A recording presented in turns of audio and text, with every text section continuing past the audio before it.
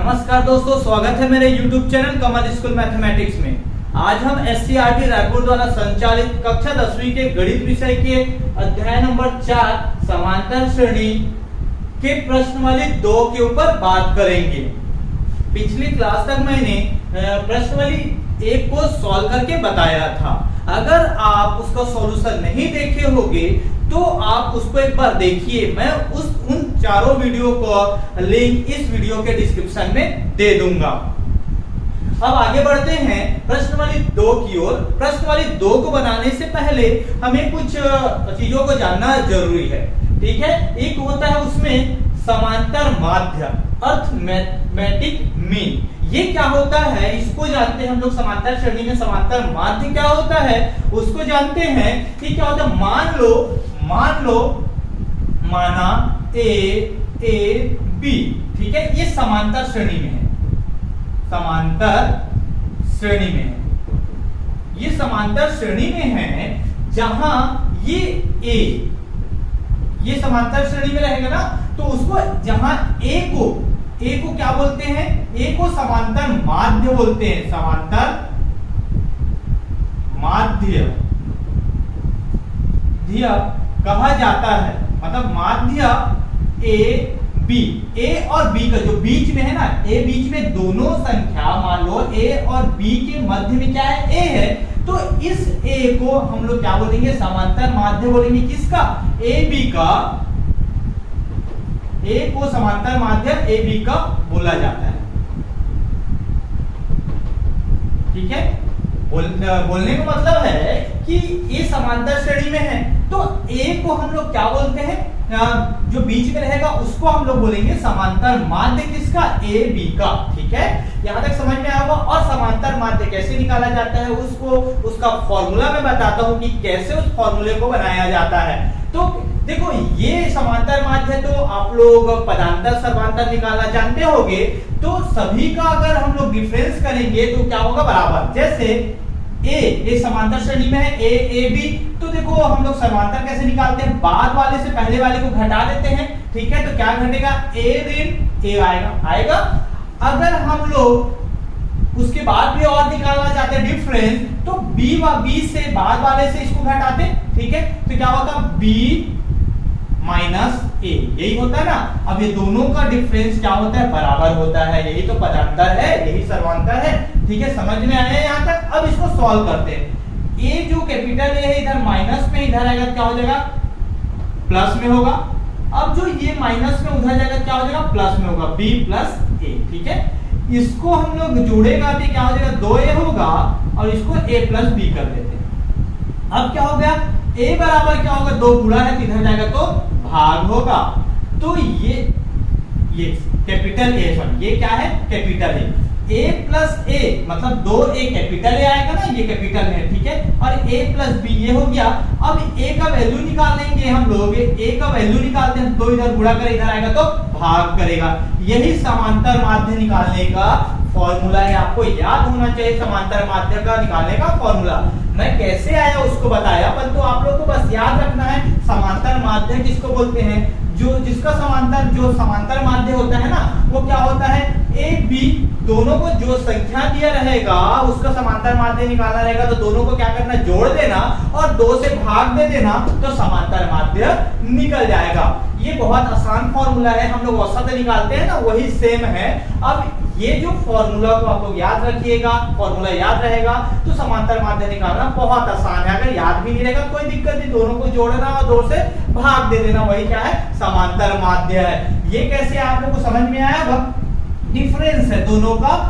ए से ए को घटाए हम लोग कॉमन डिफरेंस या पदांतर निकालते हैं, वही है, ठीक है। अब बाद वाले से भी इसको पहले वाले घटा देना, ठीक है। सब तो बराबर होता है, सभी का डिफरेंस बराबर होता है, हम लोग पढ़ चुके हैं, ठीक है।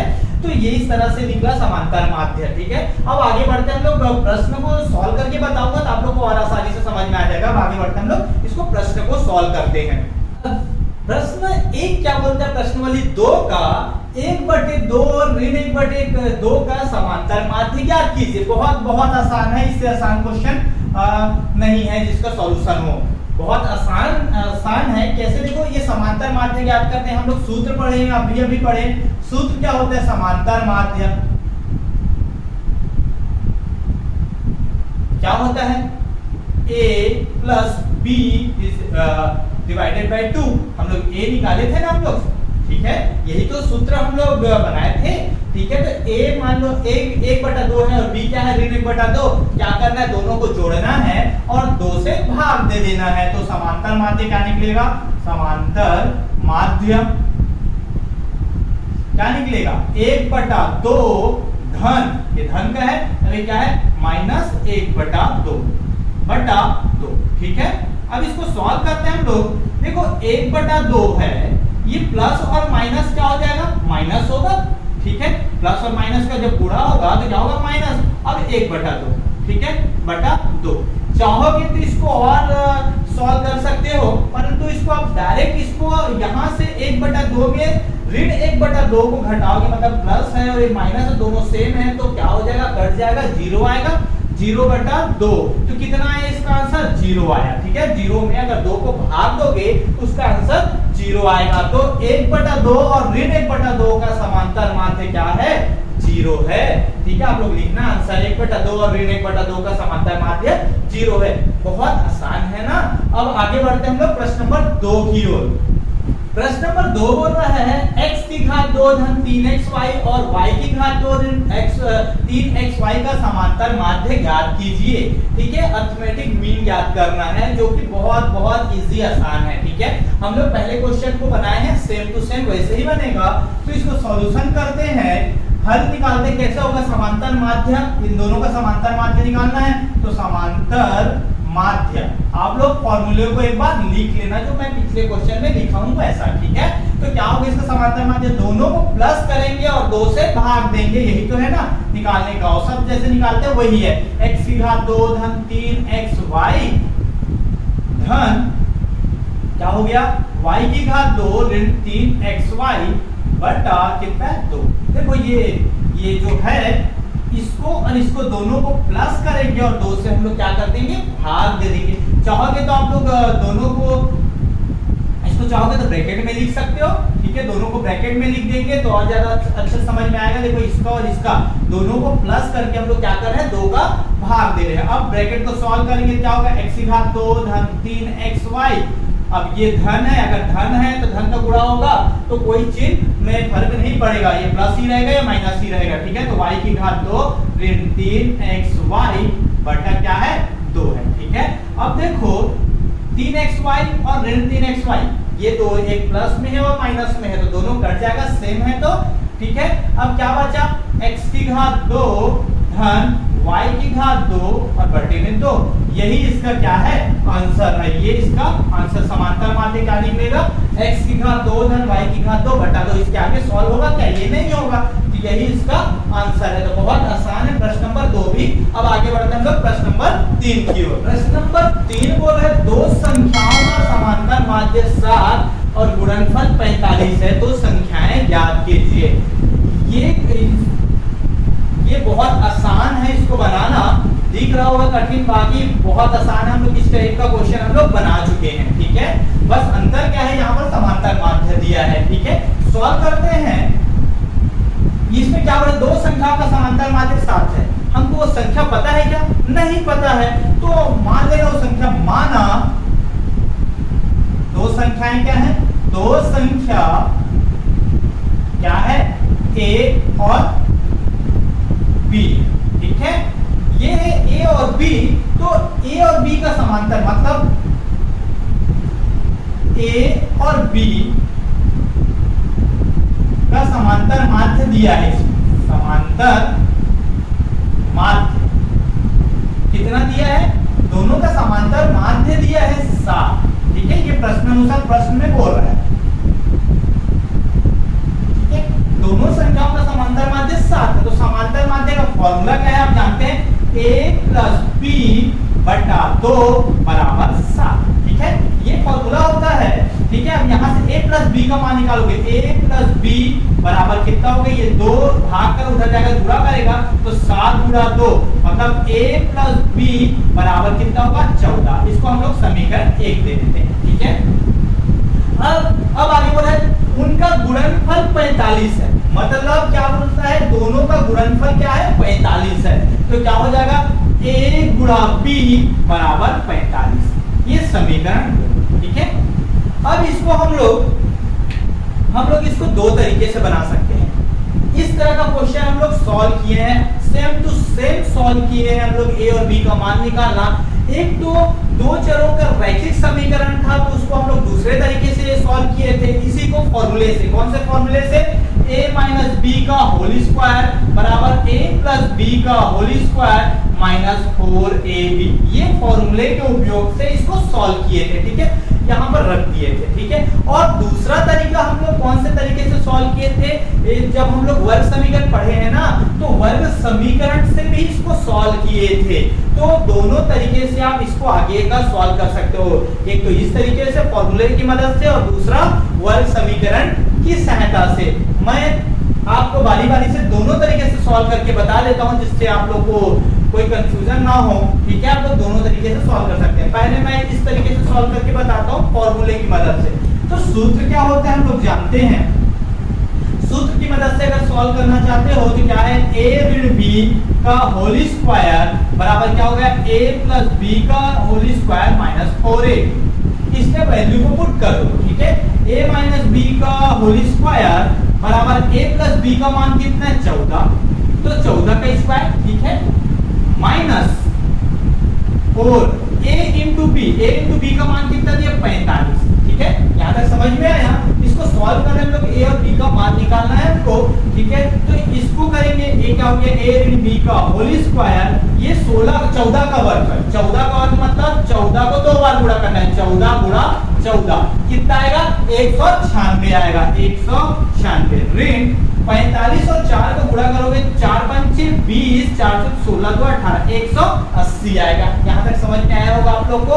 इसके बाद a ऋण b का वर्ग बराबर 196 में 180 गया, कितना आएगा, 16 आएगा, ठीक है।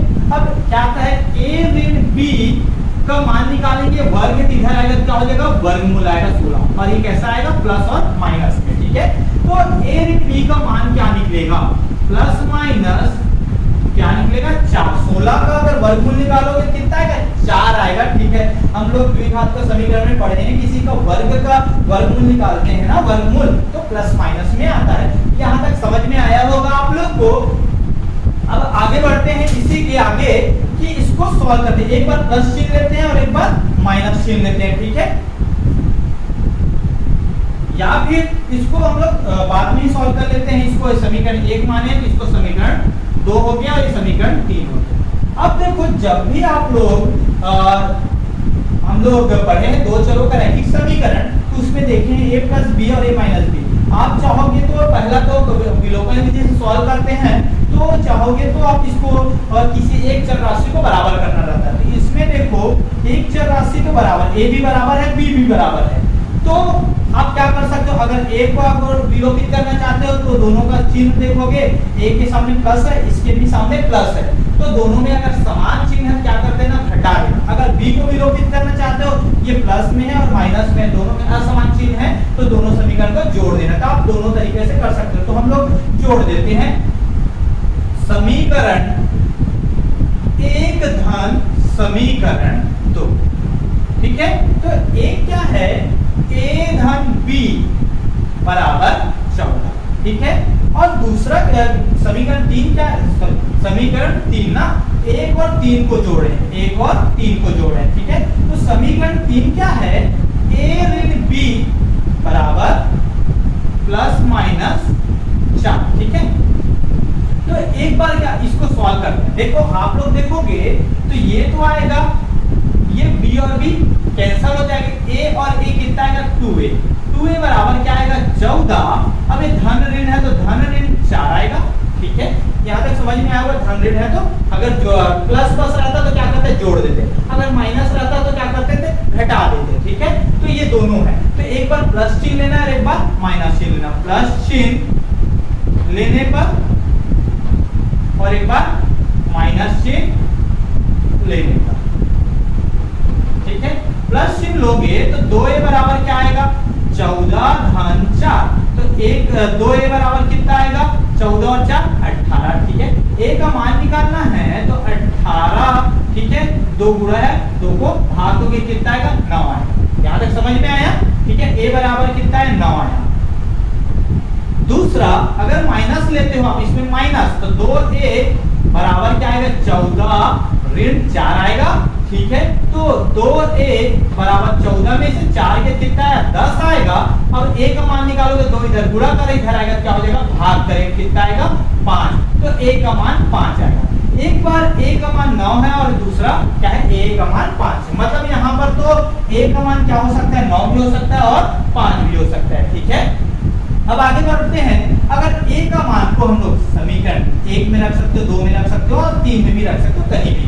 तो आप a को चाहे तो 1 में रखो चाहे 2 में रखो, किस में रखे, चलो 1 में रख देते हैं। तो a का मान ठीक है a बराबर 9, समीकरण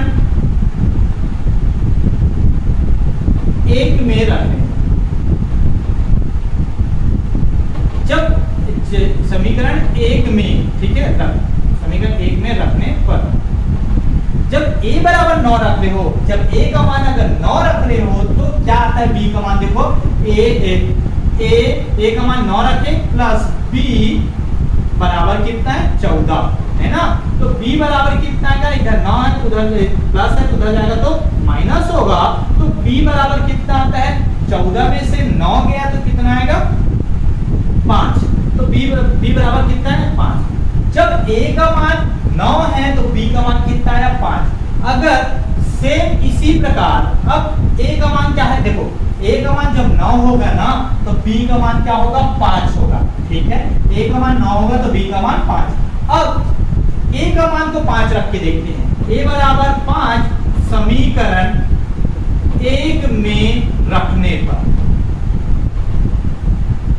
ठीक है, समीकरण 1 में रखोगे तो क्या हो जाएगा, फिर से वही a का मान इस बार 5 रखो तो 5 धन b इसमें रख रहे हैं ना, a का मान 5 धन b बराबर 14। ठीक है, तो b का मान निकालोगे तो a इधर क्या कर रहे हैं धन 5 है, उधर जाएगा क्या हो जाएगा ऋण होगा। ठीक है, तो b का मान कितना आएगा 14 में 5 गया 9। तो आप लोग देख सकते हो यहाँ पर क्या आया, a बराबर कितना है 9 और b बराबर 5। ठीक है, यहां पर क्या आया, a बराबर कितना आया 5, तो b बराबर और b बराबर 9 आया, b बराबर 9। तो आप लोग देख सकते हैं कि 9 और 5 ए भी है और 9 और 5 ए भी है। जब a का मान आप 9 रखोगे तो b का मान 5 आएगा, अगर a का मान 5 रखोगे तो b का मान 9 आएगा। पर तो हमको ये बोला दो संख्याएं क्या है, देखो दो संख्या 9 और 5 है, 9 और 5 है। तो आप लोग आंसर में लिखना उत्तर में दो संख्याएं, यहां पर बता देता हूं आंसर क्या आएगा, दो संख्या क्या है 9 और 5।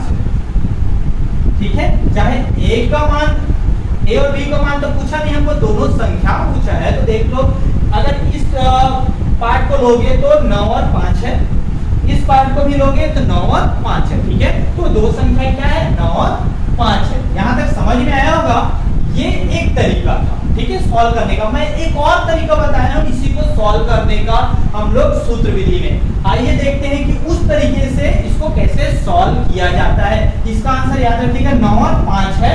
तो हम लोग दूसरा तरीके से भी इसको सॉल्व करने की कोशिश करते हैं, जिससे आप लोगों को दोनों चैप्टर का रिवाइज हो जाएगा।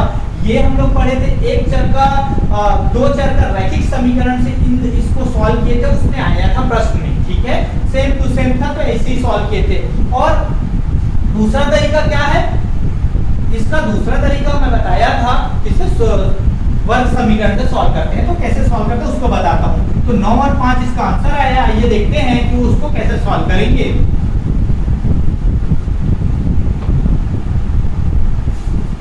तो आप लोग देखो, ये समीकरण 1 और 2 है। ठीक है, आप लोग यहां से किसी एक का वैल्यू का मान निकालो। मान लो मैं b का मान निकाल रहा हूं, ठीक है, तो b का मान निकालूंगा तो a को पक्षांतर करने में पड़ेगा, तो b बराबर क्या हो जाएगा 14 ऋण a आएगा। ठीक है, 14 ऋण a को उधर पक्षांतर कर दिए, समीकरण 1 हो गया। ठीक है, अब क्या करेंगे, समीकरण 1 से b का मान कहां पर रखेंगे, समीकरण 2 में।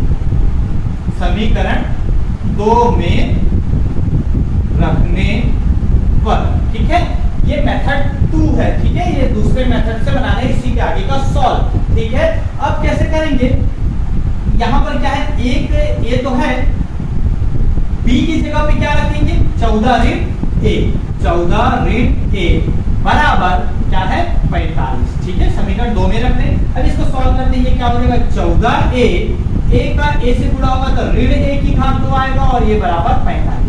अब क्या करते हैं, इन दोनों को देखो, ए की घात 2 वाले को हम लोग प्लस में करेंगे तो इन दोनों को हम लोग उधर पक्षांतर कर देते हैं। ठीक है, तो पक्षांतर करेंगे तो क्या होगा, ये माइनस का प्लस में हो जाएगा। ठीक है, ये प्लस का माइनस में होगा और ये प्लस का प्लस में ही रहेगा। ठीक है, ये तो अपनी जगह में रहेगा, तो इसको पक्षांतर कर देंगे, क्या हो जाएगा, ये माइनस का प्लस हो गया। ठीक है, ये प्लस का क्या हो जाएगा, माइनस हो जाएगा। ठीक है, और ये तो प्लस का प्लस ही रहेगा। ठीक है, 45 बराबर 0। ये वर्ग समीकरण आप लोग देख रहे होंगे, ये वर्ग समीकरण बन गया। ठीक है, इस वर्ग समीकरण को सॉल्व करने का आप लोगों के पास 3 तरीके मैं बताया था। कौन कौन सा तरीका, पूर्ण वर्ग विधि बताया था, सूत्र विधि बताया था और गुणनखंड विधि बताया था। तो मैं आप लोग भी ज्यादा प्रेफर करना कि गुणनखंड विधि से बनाओ, जल्दी बनता है। सूत्र विधि से कोई दिमाग लगाना नहीं पड़ता, उसमें केवल सूत्र पे मान रखो, आपसे बन जाएगा। परंतु गुणनखंड विधि में थोड़ा दिमाग लगाना पड़ता है। ठीक है, तो आप लोग को जो आसान लगेगा उसी से बनाइएगा। ठीक है, ऐसा नहीं है कि आप लोग गुणनखंड विधि से बनाओ, सूत्र विधि से बनाया, पूर्ण वर्ग विधि, किसी भी तरीके से आप इसको सॉल्व कर सकते हैं। अब सॉल्व करते हैं, जैसे गुणनखंड विधि से हम लोग सॉल्व करते हैं, कैसे आता है, इसमें क्या का गुणा करें। ठीक है, देखो ए के साथ सी का गुणा करते हैं, मतलब इसमें इसका गुणा करो कितना आएगा 45 आएगा। अब उस 45 को हम लोग क्या करते हैं, इसका भाज्य गुणनखंड निकालते हैं, कितना आएगा, देखो ये 3 से जाएगा, 3 एकम 3। ठीक है, और ये आएगा 3 पंचे 15। ठीक है, अब आएगा फिर 3 से जाएगा, 3 पंचे 15, फिर 5 एकम 5। ठीक है, अब हम लोग इन सभी का उपयोग करके क्या लाना है, हमको -14 लाना है। ठीक है, तो कैसे आएगा, देखो 3 तिया 9 और ये 5, 9 और 5 को जोड़ोगे कितना आ जाएगा 14 आएगा। और तो हमको कैसा लाना, माइनस में लाना है, तो कैसा करना पड़ेगा, -9 और -5 कर दो, क्या होगा माइनस हो जाएगा, इसी आएगा ना। तो आप लोग इसको लोगे कि इसको लेंगे, क्योंकि माइनस में लाना है हमको। ठीक है, ये भी तो जुड़ रहा है दोनों, इसलिए अब उसी के क्या हो गया, a की घात 2 ऋण क्या हो जाएगा, ऋण 9a, a है तो a करेंगे, माइनस क्या हो गया 5a धन 45 बराबर 0। ठीक है, अब आप लोग देखोगे इन दोनों में क्या कॉमन है, इन दोनों में a कॉमन है, तो a को बाहर निकालोगे क्या बचेगा, इसमें a बचेगा ऋण, इसमें से a को बाहर निकाल दिया, क्या बचा 9 बचा। ठीक है, इस दोनों में से क्या कॉमन है, ऋण है, और ये 5, दोनों में 5 है, 5 को तो जब कॉमन निकाल रहे हैं, मतलब कॉमन निकाल रहे हैं, जिसको कॉमन निकालते हैं उसको आप लोग भाग देते उस पद में। इस पद में ऋण 5 को भाग दोगे तो क्या बचेगा, धन a बचेगा। ठीक है, इस पद में अगर ऋण 5 को भाग दोगे तो क्या बचेगा, 45 पे ऋण 5 को भाग दोगे तो ऋण आएगा, धन का ऋण हो जाएगा, और 5 नियम 45 बराबर 0। आप लोग को मैं बताया था कि जो कोष्टक में आता है ना, वो बराबर आता है, सेम टू सेम रहता है। ठीक है, तो उसको एक बार कोष्टक वाले को, अब दोनों में से क्या कॉमन है, a ऋण 9, दोनों में बराबर है, सेम टू सेम, उसको लिख देते हैं a ऋण 9 और दूसरा क्या है a ऋण 5, a ऋण 5 बराबर क्या है 0। ठीक है, तो एक बार ऐसा लिखो a ऋण 9 बराबर 0 और क्या आएगा a ऋण 5 बराबर 0, ऐसी हल करते हैं हम लोग। अब क्या आपका a का मान कितना आया, a बराबर क्या है, a ऋण 9 है, उधर जाकर धन 9 हो गया। ठीक है, और क्या हो गया, a का मान इधर ऋण 5 उधर जाएगा तो धन 5 होगा। ठीक है, a का मान, इसमें भी a का 2 मान निकला है, एक 9 और 5, समझ में आया, सेम टू सेम निकला है, हम लोग पिछले में बनाए थे वैसे। अब इस बार क्या करेंगे, फिर से वही प्रक्रिया, यहाँ पर समीकरण 1 में एक बार 9 रख देना, a बराबर 9, यदि लिख दो, क्योंकि यदि a का मान 9 होगा, ये बराबर 9 समीकरण 1 में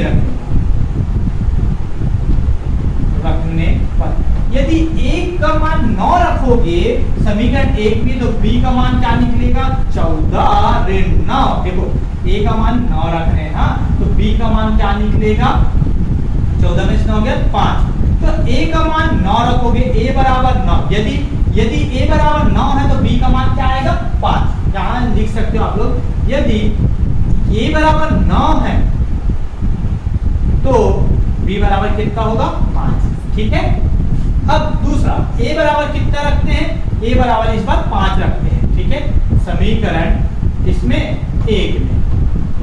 ठीक है, तो क्या आएगा, b बराबर क्या आएगा, समीकरण 1 में रखते हैं b बराबर 14 ऋण a का मान कितना है, a का मान 5 रखते हैं। ठीक है, तो कितना आएगा 14 में से 5 के 9, तो b का मान कितना आया 9।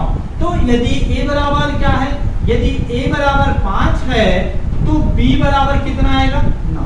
देखो इसमें भी हमको a और b का मान नहीं पूछा है, हमको पूछा है समांतर मान, मतलब दो संख्या पूछा है। तो देखो इसमें देखोगे तो 9 और 5 है, इसमें भी 5 और 9 है, मतलब दोनों संख्या वही है। तो आंसर में लिखना, ठीक है, दो संख्याएं क्या है 9 और 5, 5 और 9 या 9 और 5। देखो हम लोग पहला मेथड से बनाए थे दो चरों का रैखिक समीकरण का उपयोग करके, तो भी आया था 9 और 5, और दूसरा तरीका से हम लोग वर्ग समीकरण से बनाए तो उसमें भी आंसर आया 9 और 5। तो आपके ऊपर है, आप यहाँ के बाद से आप कौन सा तरीका अपनाना चाहते हो।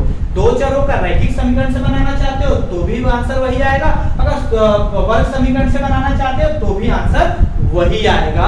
ये आपके ऊपर है कि आप कौन सा तरीका का इस्तेमाल करना चाहते हो। मैं दोनों तरीके से इसलिए बताया कि आप लोगों को कंफ्यूजन ना हो कि कौन सा तरीका से बनाए। एक चर दोनों में तो वैसे हम लोग बारी बारी से पढ़े हैं। जब एक चर का रैखिक समीकरण पढ़े थे तो इससे पहले वाला मेथड को इस तरीके से बनाए थे, और दो चरों का रैखिक समीकरण पढ़े थे ना, दो चरों का रैखिक समीकरण पढ़े थे तो पहला मेथड से बनाए थे, और वर्ग समीकरण पढ़े थे इस मेथड से बनाए। ठीक है, तो ये दोनों तरीका आप लोग को आना चाहिए, आपको कोई भी तरीके से आप बना सकते हो। ठीक है, अब आगे बढ़ते हैं हम लोग प्रश्न नंबर 4 की ओर। प्रश्न नंबर 4 बोल रहा है दो संख्याओं का समांतर माध्य 6 और उनके वर्गों का योग 90 है, तो संख्याएं ज्ञात कीजिए। ये भी उसी तरह का प्रश्न है प्रश्न नंबर 3 के जैसा। उसको सॉल्व करते हैं तो सबसे पहले क्या करना पड़ेगा, दो संख्याएं पूछा है तो माना दो संख्या क्या है, माना दो संख्या क्या है a और b। ठीक है, a और b आप कुछ भी मान सकते हो। ठीक है, a और b है। अब प्रश्नानुसार दोनों का समांतर माध्य है, a और b का समांतर माध्य हम लोग पिछले क्वेश्चन बनाए थे। a और b का समांतर माध्य मतलब ये आएगा, दोनों का समांतर माध्य निकालेंगे कितना आएगा 6 आएगा। ठीक है, अब क्या देखो a प्लस b बराबर कितना है, 2 इधर भाग करे उधर जाएगा तो गुणा करेगा, 6 गुणा 2, a प्लस b बराबर कितना है 12। ठीक है, आया। अब यहाँ से आप लोग जैसे हम लोग अभी सॉल्व किए थे तो हम लोग अगर वर्ग समीकरण को से हल किए थे कैसे निकाले थे, यहाँ से a का वैल्यू निकाल लिए, तो यहाँ से b का वैल्यू निकाल लो, क्या आएगा 12 ऋण a आएगा। b का वैल्यू क्या आएगा, a को उधर पक्षांतर, इसको समीकरण 1 कर दो। ठीक है, यहाँ तक समझ में आया। अब यहाँ वाला यहाँ तक खत्म। अब इसको देखो, उनके वर्गों का योग 90 है, तो दोनों के वर्गों का योग मतलब दोनों को वर्ग करना है और उनका योग करना मतलब प्लस करना है, दोनों का स्क्वायर करना है, a का स्क्वायर, ठीक है, और b का स्क्वायर। ऐसा करेंगे, दोनों को वर्ग करने के बाद क्या करेंगे, दोनों को जोड़ेंगे। ये बोल रहा है उनके वर्गों का योग कितना है 90, मतलब a का स्क्वायर करो और b का स्क्वायर करो और दोनों को प्लस कर दो, कितना आएगा 90 आएगा। ये प्रश्न में बोला है। ठीक है, अब क्या करेंगे, समीकरण इसको 2 कर दो। ठीक है, अब क्या करते हैं, समीकरण 1 से b का मान समीकरण 2 में रख दो। तो b समीकरण 1 से b का मान कहां पर रखेंगे, समीकरण 2 में रखेंगे। ठीक है, रखने पर, ठीक है, दो समीकरण आया प्रश्न के अनुसार, ये पहला और ये यहां से दूसरा। अब इसमें रखते हैं a स्क्वायर। ठीक है, b का मान कितना, 12 ऋण a, इसका स्क्वायर। ठीक है, बराबर 90। ठीक है, अब इसको सॉल्व करते हैं, a स्क्वायर आएगा, इसका वर्ग मतलब a ऋण b का स्क्वायर होल स्क्वायर का फॉर्मूला लगा दो। a का वर्ग होता है ऋण 2ab धन b का स्क्वायर, तो वही फॉर्मूला है, क्या है, a का वर्ग मतलब 12 का वर्ग माइनस 2ab, 2 ए का मान कितना है 12, बी का मान कितना है ए प्लस ए का स्क्वायर। ये फॉर्मूला है, ठीक है। इसको सॉल्व करने का फॉर्मूला है। या तो आप फॉर्मूले से नहीं बनाना चाहते, क्या करना, 12 ऋण ए का स्क्वायर है ना, तो इसको 2 बार लिख देना, 12 ऋण ए गुणा 12 ऋण ए। आप ऐसा भी इसको हल कर सकते हो, ये स्क्वायर में है मतलब 2 बार, तो इसको मल्टीप्लाई करोगे तो ये फॉर्मूला से ही आएगा, ठीक है, उतना ही आएगा। और जिसे हम लोग फॉर्मूले से बनाएंगे तो भी उतना ही आएगा। क्या होगा ये ए स्क्वायर प्लस 12 का स्क्वायर मतलब 12 गुणा 12, 12 को 2 बार गुणा करोगे 12 गुणा 12। आप भूल कर भी ऐसा मत करना 12 का स्क्वायर मतलब 12 गुणा 2, ऐसा नहीं करना, ये गलत है। कैसे लिखते हैं, 12 को 2 बार गुणा 12 गुणा 12, ठीक है। तो ये 12 को 12 गुणा 12 करोगे कितना आएगा 144। जब 12 गुणा 12 करोगे तो 144 आएगा। अब इसको करोगे 12 दूनी 24, ये माइनस में माइनस 24 ए प्लस ए स्क्वायर बराबर 90। अब देखो ए स्क्वायर क्या हो जाएगा, 2 होगा, 2a स्क्वायर प्लस, ठीक है, प्लस ये सॉरी ये क्या है 2 स्क्वायर हुआ। अब उसके बाद a बोल लो तो ये कितना माइनस 24a, ठीक है। अब प्लस 144 बराबर कितना है 90। यहां तक समझ में आया होगा। अब और कर सकते हैं हम लोग इसको, ये 90 इधर क्या करें प्लस, तो इधर आएगा क्या हो जाएगा माइनस होगा, ठीक है, तो माइनस कर दो। या फिर अब इन सब में 2 को कॉमन है तो 2 को कॉमन भी इसको और छोटा रूप में कर सकते हो, ठीक है। तो पहले तो इधर को पक्षांतर कर रहे हैं, 90 को इधर ले आते हैं, वर्ग समीकरण तो एक तरफ लाते हैं, तो कितना हो जाएगा 2a स्क्वायर ऋण 24a धन 144, ये 90 धन है, इधर आएगा क्या हो जाएगा ऋण होगा बराबर 0। यहां तक समझ में आया होगा। अब क्या आएगा 2a स्क्वायर ऋण 24a, ये प्लस और माइनस क्या हो जाएगा घटेगा, तो 144 में 90 को घटाओगे कितना आएगा, 4 में 0 गया 4 में से 9 तो नहीं जाएगा, तो 14 में से 9 गया कितना आएगा 5, ठीक है, कितना आएगा 54, ठीक है। 144 में 90 को घटाओगे कितना आएगा 54 आएगा, ठीक है, बराबर 0, ठीक है। यहाँ तक समझ में आया होगा। अब इसको और हम लोग सॉल्व कर सकते हैं, इन सब में 2 कॉमन है, ठीक है, तो इसमें से 2 को बाहर निकाल दो तो क्या बचेगा a स्क्वायर, ठीक है, ऋण इसमें से आप अगर 2 को निकालोगे 24 में से कितना बचेगा 12a प्लस 54 में से 2 को निकालोगे मतलब 2 को भाग दे रहे हैं तो कितना आएगा 27, ठीक है, बराबर 0। अब ये 2 इधर गुणा कर रहा है, इधर आएगा क्या हो जाएगा भाग करेगा, तो जब 2 0 में भाग देगा तो कितना आएगा 0 आएगा, तो बचेगा क्या, बचेगा हमारे पास क्या बचेगा a स्क्वायर ऋण 12a धन 27 बराबर 0, ठीक है। आप लोग चाहते, अगर आप लोग चाहते तो इससे यहां से भी आप लोग निकाल सकते हो ना, वर्ग समीकरण है, चाहोगे तो आप वहां से भी आप a का वैल्यू निकाल सकते हो, परंतु अगर यहां से निकालोगे तो आपको थोड़ा सा और कैलकुलेशन ज्यादा करना पड़ेगा, तो आप यहां से निकालो, ठीक है। आप उसको छोटा रूप और कर दो, तो 2 को कॉमन निकाल दिए, 2 सब में, या तो सब में 2 को भाग दे रहे हैं जा रहे तो इसमें भी 2 को भाग दो, इसमें भी 2 का, इसमें भी 2 का, तो इस तरफ भी 2 का भाग देना पड़ेगा, ठीक है, तो मतलब वही है, तो यही आएगा। अब इसको सॉल्व करते हैं, तो आप हम लोग चाहोगे तो गुणनखंड विधि से सॉल्व कर सकते हैं। ये वर्ग समीकरण है, वर्ग समीकरण बन गया, तो सबसे पहले तो 1 का 27 से मल्टीप्लाई करोगे 27 ही आएगा, ठीक है। तो इसको 3 तरीके से सॉल्व कर सकते हैं, पूर्ण वर्ग विधि से, सूत्र विधि से और गुणनखंड विधि से। तो मैं गुणनखंड विधि को ज्यादा प्रेफर करता हूँ, थोड़ा सा दिमाग लगाना पड़ता है परंतु जल्दी बन जाता है। सूत्र विधि से सूत्र को लिखना पड़ेगा, फिर उसको सॉल्व करना पड़ेगा। आप चाहो किसी भी तरीके से सॉल्व करो, आपके ऊपर है, ठीक है। अब ये 27 को हम लोग गुणनखंड विधि से सॉल्व कर रहे हैं, तो 27 को पहले 3 नियम 27 फिर 3 3 9 3 एकम कितना भाज्य गुणनखंड का हमको कितना लाना है 12 लाना है। तो आप लोग देख सकते हो 3 3 9 हो गया और ये 3 एकम 3, मतलब 9 और 3 को जोड़ोगे कितना आ जाएगा 12 आ जाएगा, ठीक है। तो हमको कैसा 12 लाना है, ऋण 12 लाना है, तो इसको ऋण 9 कर दो, इसको ऋण 3 कर दो, दोनों ऋणात्मक पे हैं तो भी जुड़ेगा, 9 और 3 ऋण 12 आएगा, ये भी जुड़ेगा ना, कितना आएगा ऋण 12। समझ में आया होगा ये। तो हमको इसको लेना है, तो क्या आएगा देखो, a स्क्वायर ऋण 9 एक ए लिखो, ठीक है, ए है तो फिर ऋण 3a धन 27 बराबर 0। इसको सॉल्व कर चुके हैं हम लोग, कई बार इस प्रकार का प्रश्न को सॉल्व कर चुके हैं, इसलिए मैं थोड़ा सा फास्ट बता रहा हूं। आप लोग इसको कई बार सॉल्व कर चुके हैं, ठीक है। अगर ये सॉल्व करने में आपको परेशानी हो रहा होगा तो आप वर्ग समीकरण, एक चर का द्विघात समीकरण को आप लोग देखिए, ठीक है। उसको कैसे सॉल्व करते हैं, उसको तीनों मेथड को मैं डिटेल से बताया हूं, ठीक है। तो आप लोग उसको सॉल्व कर सकते हैं। तो अगर उसको नहीं देखे होगे आप लोग तो मैं उस वीडियो का लिंक इस वीडियो के डिस्क्रिप्शन में दे दूंगा, आप लोग देख सकते हैं, ठीक है। तो इसको सॉल्व करेंगे, देखो इनमें से क्या कॉमन है, ये दो पद और ये दो पद, ठीक है, दोनों का जोड़ी बना लो। इन दोनों में क्या कॉमन है, a, तो a को बाहर निकालो, ठीक है।